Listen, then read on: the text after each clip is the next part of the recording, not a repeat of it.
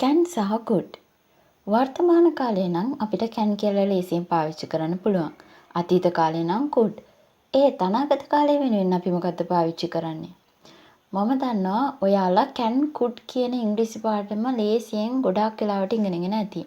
ඒත් මේ අනාගත කාලය සඳහා පාවිච්චි කරන වචනේ ඒ තරම්ම ඔයාලට හුරු නෑ නේද? ඒක ගැන තමයි අද අපි කතා කරන්න යන්නේ.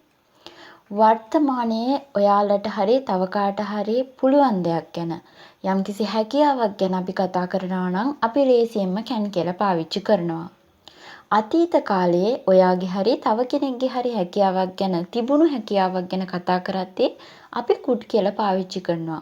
ඒ හැකියාව අද වෙන විට තියෙන්නත් පුළුවන් නැති වෙන්නත් පුළුවන්. හැබැයි ඔයා කතා කරන්නේ අතීත කාලයේ තිබුණු හැකියාවක් ගැන.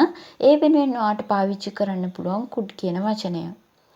අනාගතය ගැන ඔයා කතා කරනවා නම් අනාගතයේ ඔයාට මේ හැකියාව ලැබෙයි කියලා ඔයා හිතනවා නම් අනාගතයේ යම්කිසි හැකියාවක් තව කෙනෙක්ට ලැබෙයි කියලා ඔයා හිතනවා නම් අන්න ඒ හැකියාව ගැන කතා කරන්න අපි පාවිච්චි කරන වචනේ තමයි will be able.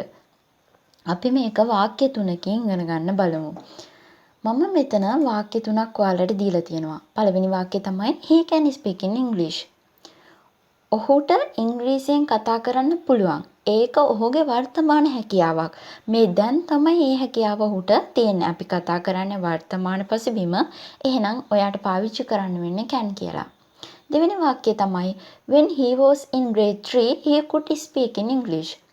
ඔහු 3 වසරේ ඉද්දී ඔහුට ඉංග්‍රීසි කතා කිරීමේ පුළුවන්කමක් තිබුණා. දැන් මේක ඔහුට මේ හැකියාව ඔහු සතුව දැනට තියෙන්නත් පුළුවන් නොතිබෙන්නත් පුළුවන්. හැබැයි අතීතයේ ඔහු ගාව ඒ හැකියාව තිබ්බනේ. ඒ නිසා අපිට පාවිච්චි කරන්න වෙන්නේ could කියන වචනේ. මොකද ඔහු 3 වසරේ ඉද්දී ඔහුට තිබුණු හැකියාවක් ගැන තමයි අපි මෙතනදී කතා කරන්නේ. ඒක අයිති වෙන්නේ අතීත කාලයට. ඉතින් අපිට පාවිච්චි කරන්න වෙන්නේ could කියන වචනේ. තුන්වෙනි එක තමයි he is following an English course so he will be able to talk in English future. ඔහු ඉංග්‍රීසි කෝස් එකක් ෆලෝ කරන ගමන් ඉන්නේ. මේ හේතුව නිසා අනාගතයේදී ඔහුට ඉංග්‍රීසියෙන් කතා කරන්න පුළුවන් වේවි. ඔහු වර්තමානයේ යම්කිසි ක්‍රියාවලියක් කරනවා ඉංග්‍රීසි ඉගෙන ගන්න. මේ හේතුව නිසා අනාගතයේදී ඔහුට ඉංග්‍රීසි කතා කරන්න පුළුවන් වෙයි කියලා අපි හිතනවා. අනාගතයේදී වෙයි කියලා හිතන හැකියාවක් ගැන කතා කරන නිසා will be able to කියන එක තමයි අපි මෙතනදී පාවිච්චි කරන්නේ. තවත් වාක්‍ය තුනක් මම ඔයාලට දීලා තියෙනවා මේක පැහැදිලි කරගන්න. They can teach for children. ඔවුන්ට ළමයින්ට ගන්නන්න පුළුවන්. ඔවුන්ගේ වර්තමානයේ තියෙන හැකියාවක් ගැන අපි මේ කතා කරන්නේ. ඉතින් මම can කියලා පාවිච්චි කරලා තියෙනවා. They could teach for children when they were in Sri Lanka. ඔවුන් ශ්‍රී ලංකාවේ ඉන්නකොට ඔවුන්ට පුළුවන්කමක් තිබ්බ ළමයින්ට උගන්වන්න. දැන් මේ හැකියාව ඔවුන්ට තියෙන්නත් පුළුවන් නැතිවෙන්නත් පුළුවන්.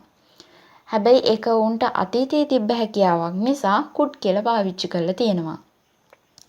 They will be able to teach for children after this training.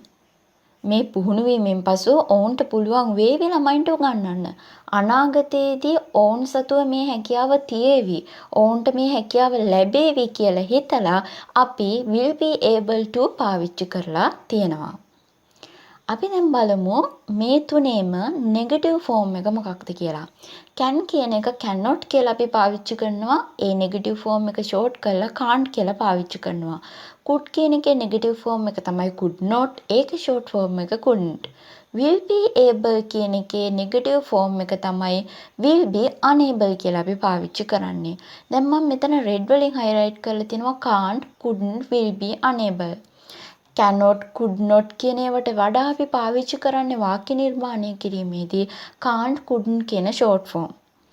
will be unable කියන එක නම් කෙලින්ම මේ විදිහට අපිට වාක්‍යවල යොදන්න පුළුවන්. මේ තුන පැහැදිලි කරගන්න තවත් වාක්‍ය තුනක් මම ඔයාලට දීලා තියෙනවා. he can't sing. ඔහුට සින්දු කියන්න බෑ. වර්තමානයේ මේ මොහොතේදී ඔහුට සින්දු කීමේ හැකියාවක් නැහැ.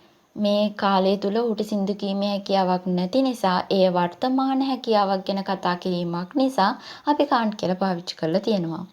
He couldn't sing before 3 years ago. ඔහුට අවුරුදු 3කට කලින් සින්දු කියන්න බෑ. සමහර විට දැන් ඔහුට සින්දු කියන්න පුළුවන් වෙන්නත් පුළුවන්, බැරි වෙන්නත් පුළුවන්. හැබැයි අපි මේ කතා කරන්නේ අවුරුදු 3කට කලින් තත්ත්වයක් ගැනනේ. එහෙනම් අපි මෙතනදී පාවිච්චි කරන්න ඕනේ couldn't කියන එක. He doesn't study, so he will be unable to pass the exam. ඔහු පාඩම් කරන්නේ නැහැ. ඉතින් එයාට විභාගේ පාස් වෙන්න බැරි වේවි. අනාගතයේදී ඔහුට කරන්න බැරි වෙයි කියලා තමයි අපි හිතන්නේ. ඔහුට මේ හැකියාව නැති වෙයි කියලා තමයි අපි හිතන්නේ. මෙන්න මේ නැති වෙයි කියලා හිතන හැකියාව ගැන කතා කරන්න අපි will be able කියන එකේ negative form එක will be unable කියලා පාවිච්චි කරලා තියෙනවා. If you like our videos, please subscribe our YouTube channel.